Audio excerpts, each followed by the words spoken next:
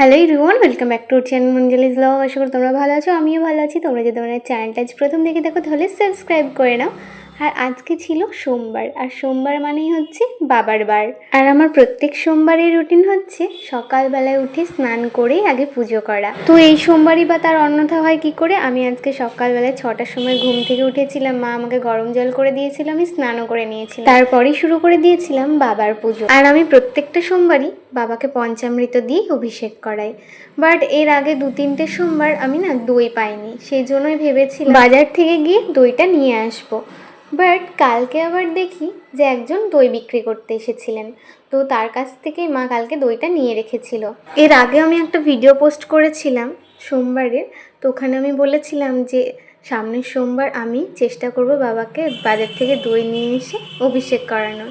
তো ভগবানের ইচ্ছে ছাড়া তো কিছুই হয় না, তাই বাবাই চেয়েছিলেন, তার জন্য আজকে কিন্তু দইটা পেয়েছিলাম আর দই দিয়ে বাবাকে অভিষেক করালাম।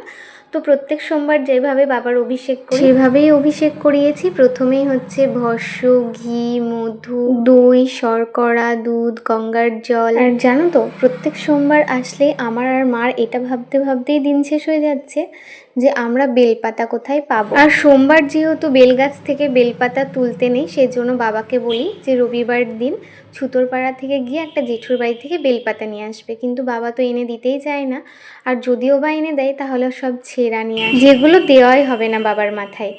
তারপর আমার বাবা আবার বলছে যে তোদের জন্য তাহলে দেখছি মাঠে গিয়ে একটা বেলগাছ লাগিয়ে দিয়ে আসবো। তো আমি বললাম হ্যাঁ, তুমি সেটাই করো। আর আজকে যেহেতু পৌষ মাসের শেষ সোমবার ছিল, সেই জন্যই কিন্তু 11টা 12 ট্রেনে আমি আর বোন কালীবাড়ি যাচ্ছি মায়ের পুজো দিতে। প্রথমে আমার মা বলেছিল যে পুজো দিতে যাবে, বাট মায়ের যেহেতু বাধা পড়েছিল সেই জন্য আমি আর বোন যাচ্ছি। পুরো ভিডিওটা তোমরা পরের পার্টেই দেখতে পেয়ে যাবে কালীবাড়ির। তো চলো আজকে ভিডিওটাই পর্যন্তই।